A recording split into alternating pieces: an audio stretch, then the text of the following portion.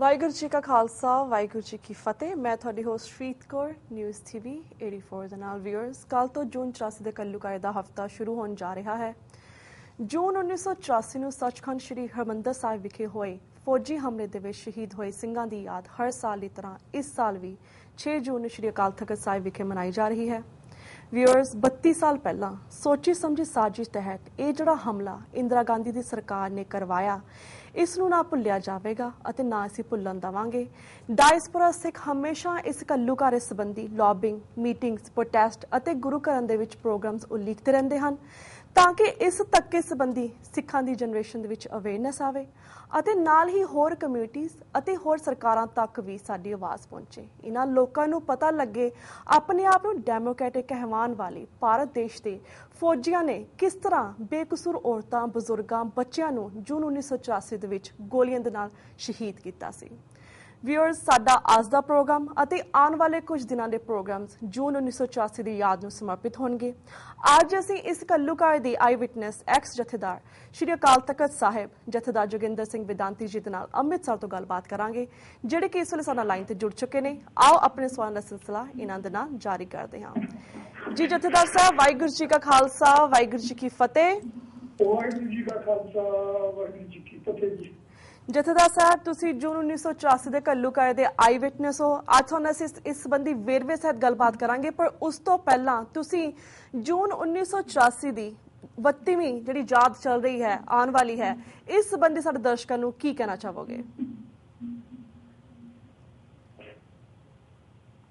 ਵਾਹਿਗੁਰੂ ਜੀ ਕਾ ਖਾਲਸਾ ਵਾਹਿਗੁਰੂ ਜੀ ਕੀ ਫਤਿਹ। ਵਿਦੇਸ਼ੀ ਹਮਲੇ ਪੰਜਾਬ ਤੇ ਸਮੁੱਚੀ ਹਿੰਦੁਸਤਾਨ ਦੇ ਉੱਤੇ ਹੁੰਦੇ ਰਹੇ ਜੀ, ਜਿਨ੍ਹਾਂ ਦੀ ਗਿਣਤੀ ਕਾਫੀ ਧਿਆਨ ਕਰਨ ਦਿੱਤੀ ਹੈ। ਹਾਂਜੀ, ਜਿਹਦੇ ਵਿੱਚ ਅਹਿਮਦ ਸ਼ਾਹ ਅਬਦਾਲੀ ਨੇ ਸੱਚਖੰਡ ਸ੍ਰੀ ਹਰਿਮੰਦਰ ਸਾਹਿਬ ਦੇ ਉੱਤੇ ਵੀ ਹਮਲਾ ਕੀਤਾ ਸੀ ਜੀ, ਜਿਹਦੇ ਨਾਲ ਬਾਬਾ ਗੁਰਬਖਸ਼ ਸਿੰਘ ਜੀ ਸ਼ਹੀਦ ਹੋਏ। 32 ਸਿੰਘਾਂ ਦੇ ਨਾਲ ਲੈ ਕੇ ਉਹਨਾਂ ਧਰਮ ਦੁਖੀਆਂ ਦੇ ਦੰਦ ਖੱਟੇ ਕੀਤੇ ਜੀ। ਪਰ ਜੋ 1984 ਦੇ ਵਿੱਚ ਹਿੰਦੁਸਤਾਨ ਦੀ ਸਰਕਾਰ ਨੇ ਸੱਚਖੰਡ ਸ੍ਰੀ ਹਰਿਮੰਦਰ ਸਾਹਿਬ ਜੋ ਸ਼ਾਂਤੀ ਦਾ ਸੋਮਾ ਤੇ ਸ੍ਰੀ ਅਕਾਲ ਤਖਤ ਸਾਹਿਬ ਜੋ ਸਰਵੋਤਮ ਸਿੱਖੀ ਦਾ ਦਾਅਵੇਦਾਰ ਹੈ ਜੀ, ਜੋ ਸਾਡਾ ਭਾਵਨਾ ਤੇ ਸ਼ਰਧਾ ਦੇ ਨਾਲ ਸਿੱਖ ਸੰਗਤਾਂ ਜੁੜੀਆਂ ਹੋਈਆਂ ਉਹਦੇ ਨਾਲ, ਹਾਂਜੀ, ਉਹ ਜੋ ਸਮੇਂ ਸਰਕਾਰ ਨੇ ਹਮਲਾ ਕੀਤਾ, ਜਿਸ ਤਰ੍ਹਾਂ ਤਸ਼ੱਦਦ ਕੀਤਾ ਗਿਆ ਜੀ, ਉਹ ਬੜਾ ਹੈਰਾਨਜਨਕ ਵੀ ਹੈ ਔਰ ਨਿੰਦਣਯੋਗ ਵੀ ਹੈ ਜੀ, ਬਿਲਕੁਲ। ਉਹਦੇ ਬਹੁਤ ਹੋਰ ਢੰਗ ਤਰੀਕੇ ਵੀ ਕੀਤੇ ਜਾ ਸਕਦੇ ਸਨ, ਪਰ ਜੋ ਸ਼ਕਤੀ ਦਾ ਵਰਤੋਂ ਕੀਤੀ ਗਈ ਹੈ ਸਮੁੱਚੀ ਹਿੰਦੁਸਤਾਨ ਦੀ ਸਰਕਾਰ ਨੇ ਜੀ, ਉਹ ਬਹੁਤ ਹੈਰਾਨਜਨਕ ਹੈ ਵੀ ਛੋਟੇ ਬੱਚੇ ਤੋਂ ਲੈ ਕੇ ਬਿਰਧ ਔਰ ਸਤਿਕਾਰਯੋਗ ਮਾਤਾਵਾਂ, ਬੀਬੀਆਂ, ਬੱਚਿਆਂ ਨੂੰ ਵੀ ਨਹੀਂ ਬਖਸ਼ਿਆ ਗਿਆ।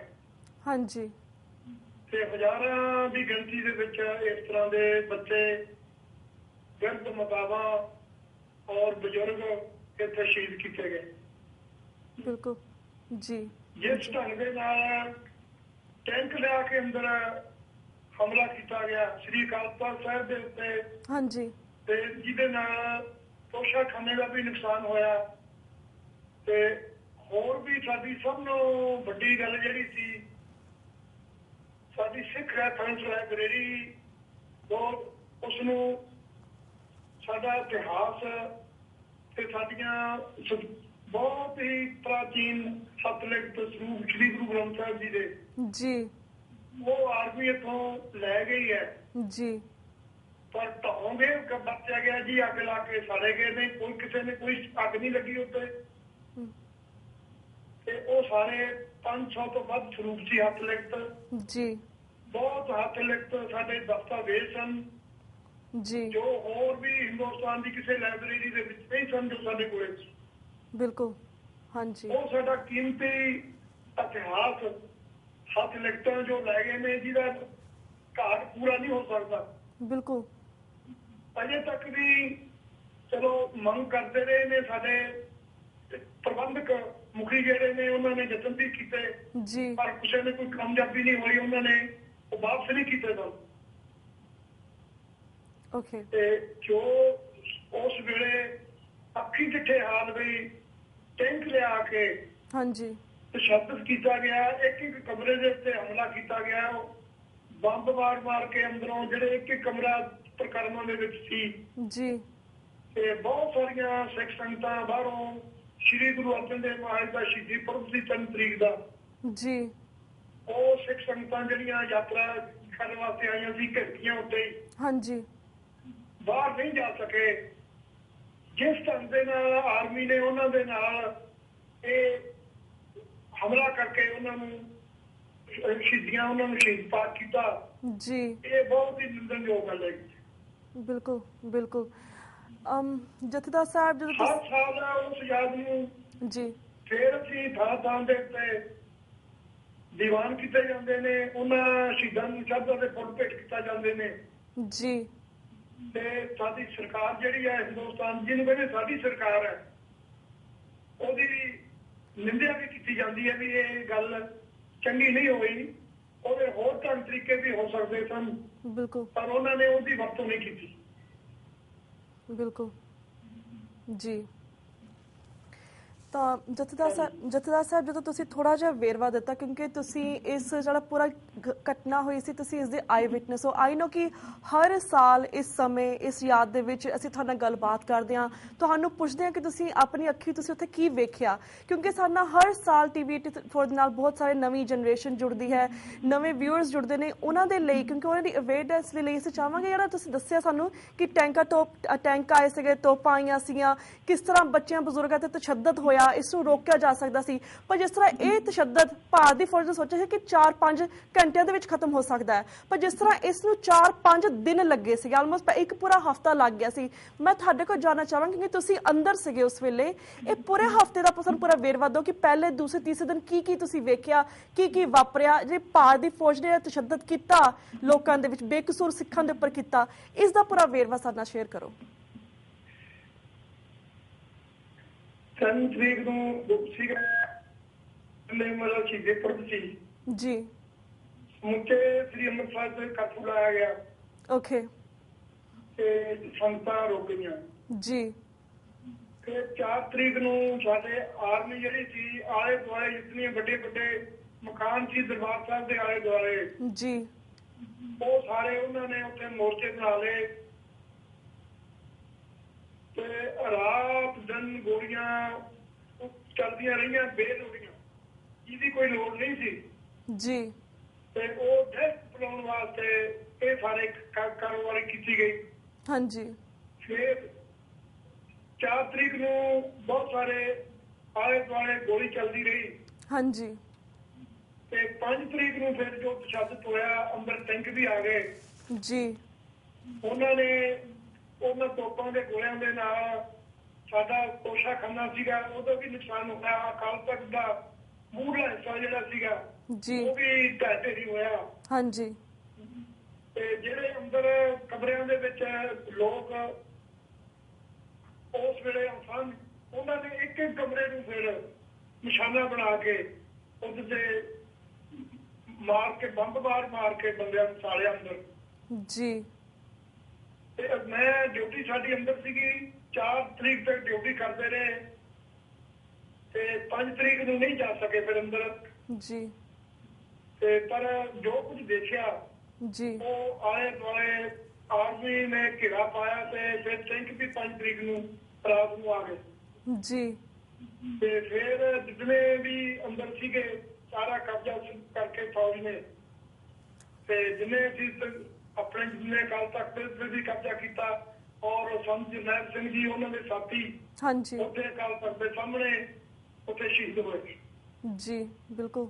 ਅਸੀਂ 6 ਤਰੀਕ ਨੂੰ ਜਦੋਂ ਸਾਨੂੰ ਸ਼ਾਮ ਨੂੰ ਲੈ ਕੇ ਗਏ ਨੇ, ਜਿੰਨੇ ਅੰਦਰ ਸੀ ਉਹਨਾਂ ਨੇ ਕਿਹਾ ਵੀ 6 ਤਰੀਕ ਨੂੰ 5 ਵਜੇ ਸਪੀਕਰ ਤੇ ਵੀ ਜਿਹੜੇ ਅੰਦਰ ਕੋਈ ਬਾਹਰ ਹੈ ਆ ਜਾਓ, ਹਾਂਜੀ, ਨਹੀਂ ਤਾਂ ਉਹਨਾਂ ਦੇ ਮੁੜ ਕੇ ਫਿਰ ਐਕਸ਼ਨ ਕੀਤਾ ਜਾਏਗਾ। ਓਕੇ। ਅਸੀਂ ਜਿੰਨੇ ਕੁਝ ਬੰਦੇ ਸੀਗੇ, ਕੋਈ 300 ਬੰਦਾ ਜੀ। ਅੰਦਰਲੇ ਸੇਵਾਦਾਰ ਸੀ, ਕੋਈ 25-30 ਸੇਵਾਦਾਰ ਸੀਗੇ ਸਾਡੇ ਨਾਲ।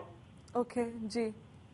ਤੇ ਉਹ ਸਾਰੇ ਸਾਨੂੰ ਉੱਥੋਂ ਗ੍ਰਿਫਤਾਰ ਕਰਕੇ ਇੱਧਰ ਜਿੱਧਰ ਅਜਾਇਬ ਘਰ ਬਾਹਰ ਘੰਟਾ ਘਰ ਇੱਧਰ ਲੈ ਗਏ ਓਕੇ ਤੇ ਸਾਰੀ ਰਾਤ ਉੱਥੇ ਬਿਠਾਈ ਰੱਖਿਆ ਜੀ ਤੇ ਕੁਝ ਸਾਡੇ ਨਾਲ ਦੇ ਨੌਜਵਾਨ ਬੱਚੇ ਜਿਹੜੇ ਸਨ ਉਹਨਾਂ ਨੂੰ ਲੈ ਵੀ ਗਏ ਤੇ ਮੁੜ ਕੇ ਕੋਈ ਵਾਪਸ ਨਹੀਂ ਆਇਆ ਉਹਨਾਂ ਦੇ ਵਿੱਚੋਂ ਤੇ ਪ੍ਰਤੀਕ ਇਹੀ ਸੀ ਵੀ ਉਹਨਾਂ ਨੇ ਸ਼ਹੀਦ ਕਰ ਦਿੱਤਾ ਜੀ ਫਿਰ 6 ਤਰੀਕ ਨੂੰ ਤੇ 7 ਤਰੀਕ ਨੂੰ ਸਵੇਰੇ ਹਾਂਜੀ ਫਿਰ ਬਹੁਤ ਸਾਰੇ ਆਦਮੀ ਆਏ ਉੱਥੋਂ ਬਾਹਰੋਂ ਹਥਿਆਰ ਲੈ ਕੇ ਆਏ ਓਕੇ ਉਹਨਾਂ ਨੇ ਉਹਦੇ ਚਿੱਤਰ ਲਏ ਵੀ ਇਹ ਸਾਰੇ ਹਥਿਆਰ ਇਹਨਾਂ ਨੇ ਅਤਵਾਦੀਆਂ ਨੇ ਇਕੱਠੇ ਕੀਤੇ ਅਤਵਾਦੀ ਕਹਿ ਰਹੇ ਨੇ ਉਹਨਾਂ ਨੂੰ ਤੇ ਉੱਥੋਂ ਫਿਰ ਅੰਦਰੋਂ ਕੁਝ ਇਸ ਤਰ੍ਹਾਂ ਬਾਟੀਆਂ ਵੀ ਗਈਆਂ ਜੀ ਤੇ ਸੰਤ ਜਰਨੈਲ ਸਿੰਘ ਜੀ ਦੀ ਬਾਟੀ ਵੀ ਉੱਥੇ ਘੰਟਾ ਘਰ ਦੇ ਸਾਹਮਣੇ ਹਾਂਜੀ ਅਜਾਇਬ ਘਰ ਦੇ ਉੱਥੇ ਰੱਖੀ ਗਈ ਉਹਨਾਂ ਦੀ ਬਾਟੀ ਹਾਂਜੀ ਤੇ ਹੋਰ ਵੀ ਬਹੁਤ ਸਾਰੀਆਂ ਆਰਮੀ ਦੀਆਂ ਬਾਟੀਆਂ ਵੀ ਲੈ ਕੇ ਗਏ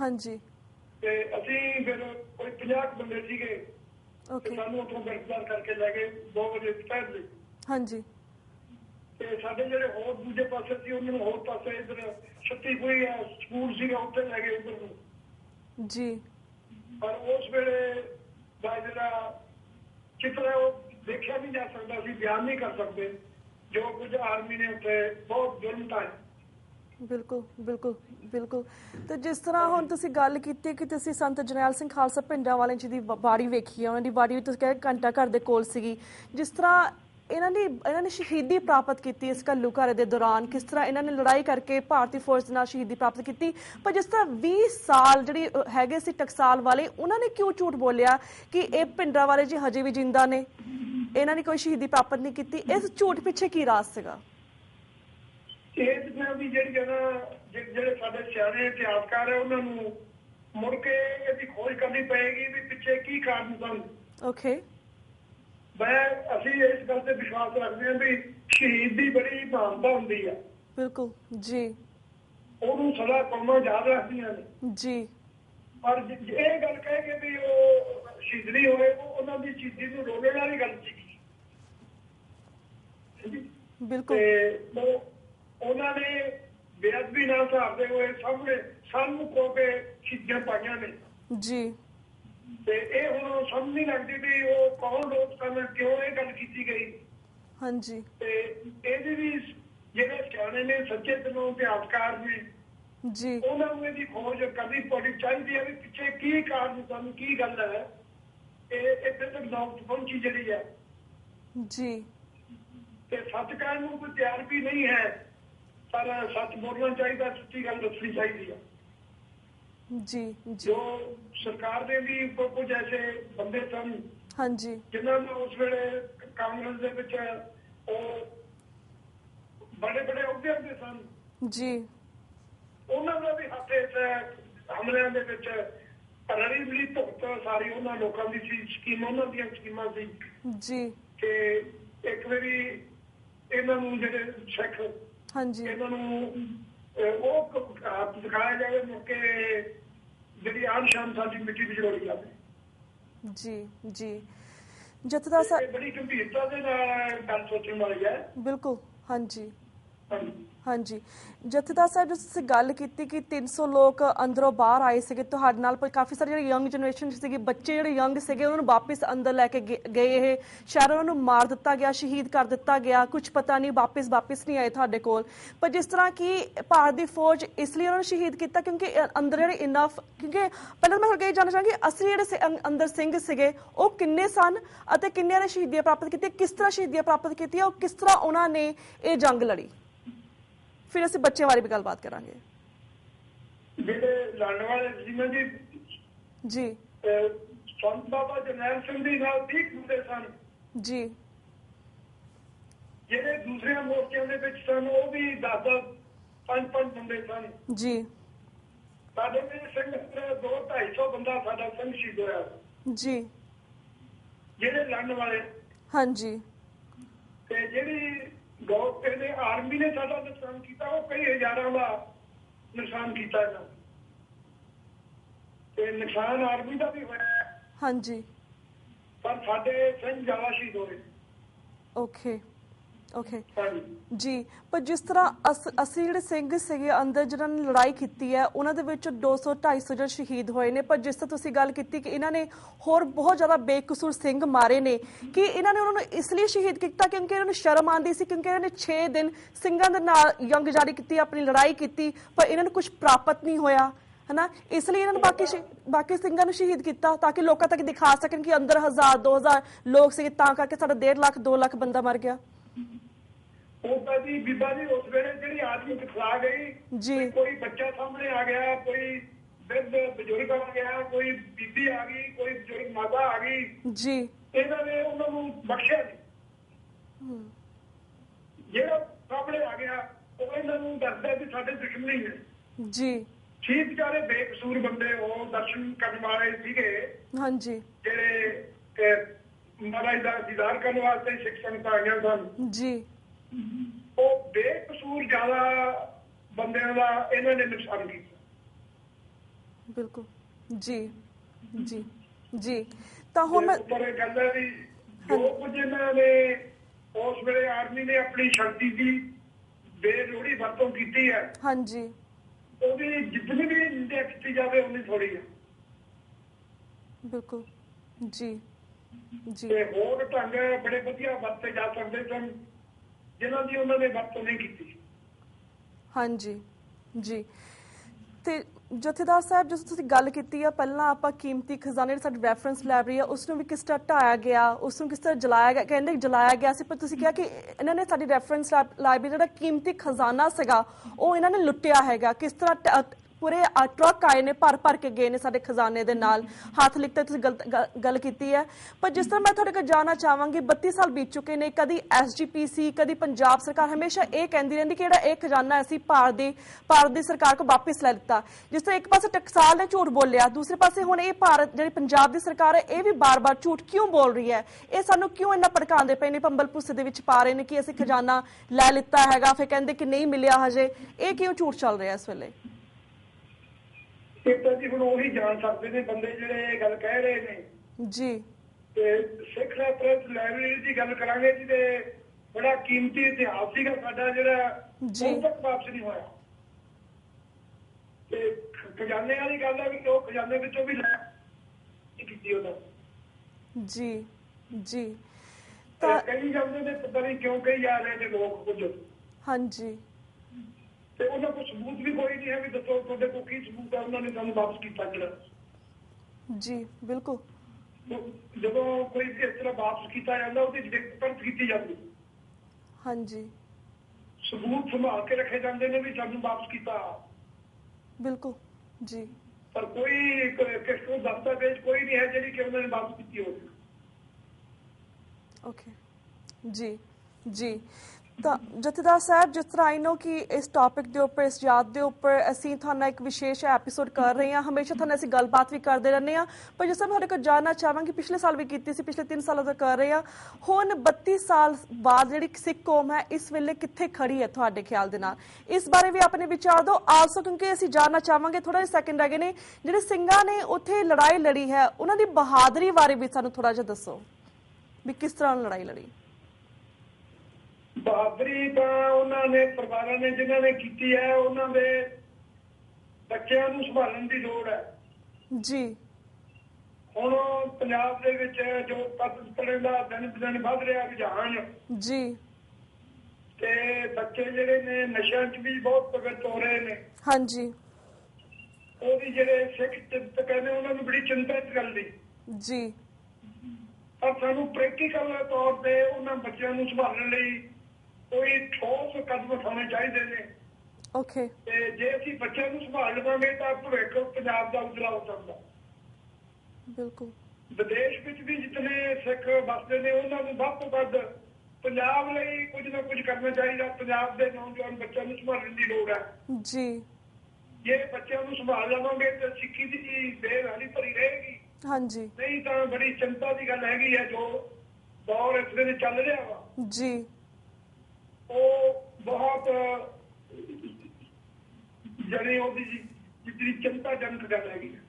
ਬਿਲਕੁਲ ਬਿਲਕੁਲ ਅਮੀਨ ਜਥੇਦਾਰ ਸਾਹਿਬ ਹਾਂਜੀ ਜਥੇਦਾਰ ਸਾਹਿਬ ਤੁਹਾਡਾ ਬਹੁਤ ਬਹੁਤ ਧੰਨਵਾਦ ਕਿ ਤੁਸੀਂ ਟੀਵੀ 84 ਦੇ ਦਰਸ਼ਕਾਂ ਦੇ ਰੂਬਰੂ ਹੋਏ ਆ ਇਸ ਟਾਪਿਕ ਦੇ ਉੱਪਰ ਆਪਣੇ ਵਿਚਾਰ ਸਾਡੇ ਨਾਲ ਸਾਂਝੇ ਕੀਤੇ ਐਂਡ ਆਲਸੋ ਤੁਸੀਂ ਆਈ ਵਿਟਨੈਸ ਸੀਗੇ ਪੂਰੀ ਘਟਨਾ ਦਾ ਵੇਰਵਾ ਵੀ ਸਾਡੇ ਦਰਸ਼ਕਾਂ ਨਾਲ ਸਾਂਝਾ ਕੀਤਾ ਕਿਉਂਕਿ ਸਾਡਾ ਫਰਜ਼ ਬਣਦਾ ਕਿਉਂਕਿ ਸਾਡੀ ਜਿਹੜੀ ਆਉਣ ਵਾਲੀ ਜਨਰੇਸ਼ਨ ਹੈ ਜਾਂ ਅੱਜ ਦੀ ਜਨਰੇਸ਼ਨ ਉਹਨੂੰ ਪਤਾ ਲੱਗੇ ਕਿ ਜੂਨ 84 ਦੇ ਵੇਲੇ ਸਾਡੇ ਨਾਲ ਹੋਇਆ ਕੀ ਸੀ ਕਿਉਂਕਿ ਇਵਨ ਭਾਰਤ ਦੀ ਸਰਕਾਰ ਜਾਂ ਬਾਹਰ ਦੇ ਲੋਕ ਕਾਫੀ ਲੋਕ ਇਹ ਕਹਿੰਦੇ ਨੇ ਕਿ ਉਹ ਜਿਹੜਾ ਸਮਾਂ ਸੀ ਹੁਣ ਭੁੱਲ ਜਾਓ 32 ਸਾਲ ਹੋ ਚੁੱਕੇ ਨੇ ਕਿਉਂਕਿ ਇਹ ਚੀਜ਼ਾਂ ਭੁਲਾਈਆਂ ਨਹੀਂ ਜਾ ਸਕਦੀਆਂ ਡਾਇਸਪੋਰਾ ਸਿੱਖ ਅਸੀਂ ਹਮੇਸ਼ਾ ਜਿਸ ਤੇ ਗੱਲ ਕੀਤੀ ਹੈ ਕਿ ਉਹਨਾਂ ਦੇ ਪਰਿਵਾਰ ਨੂੰ ਸੰਭਾਲਣ ਦੀ ਜ਼ਰੂਰਤ ਹੈ ਇਸ ਬਾਰੇ ਹੋਰ ਲੋਕਾਂ ਦੇ ਵਿੱਚ ਅਵੇਅਰਨੈਸ ਲੈ ਕੇ ਆਉਣ ਦੀ ਜ਼ਰੂਰਤ ਹੈ ਸੋ ਤੁਹਾਡਾ ਵੀ ਧੰਨਵਾਦ ਕਿ ਅਸੀਂ ਧੰਨਵਾਦ ਕਰਦੇ ਕਿ ਤੁਸੀਂ ਆਪਣਾ ਟਾਈਮ ਕੱਢ ਕੇ ਸਾਡੇ ਟੀਵੀ 84 ਦਰਸ਼ਕਾਂ ਦੇ ਰੂਬਰੂ ਹੋਏ ਇਸ ਵਿਸ਼ੇ ਤੇ ਗੱਲਬਾਤ ਕੀਤੀ ਅਸੀਂ ਉਹਨਾਂ ਸਿੰਘਾਂ ਦਾ ਵੀ ਧੰਨਵਾਦ ਕਰਦੇ ਜਿਹੜੇ ਕਿ ਆਪਣੇ ਲੈਵਲ ਤੇ ਲੌਬਿੰਗ ਕਰਦੇ ਨੇ ਮੀਟਿੰਗਸ ਕਰਦੇ ਨੇ ਇਸ ਬਾਰੇ ਲੋਕਾਂ ਦੇ ਵਿੱਚ ਹੋਰ ਅਵੇਅਰਨੈਸ ਪੈਦਾ ਕਰਦੇ ਨੇ ਸੋ ਜਥੇਦਾਰ ਸਾਹਿਬ ਤੁਹਾਡਾ ਬਹੁਤ ਧੰਨਵਾਦ ਹੁਣ ਮੈਂ ਤੁਹਾਡੇ ਕੋਲ ਇਜਾਜ਼ਤ ਲੈਣੀ ਆ thank you so much for your time Waheguru ji ਕਾ ਖਾਲਸਾ ਵਾਹਿਗੁਰੂ ਜੀ ਕੀ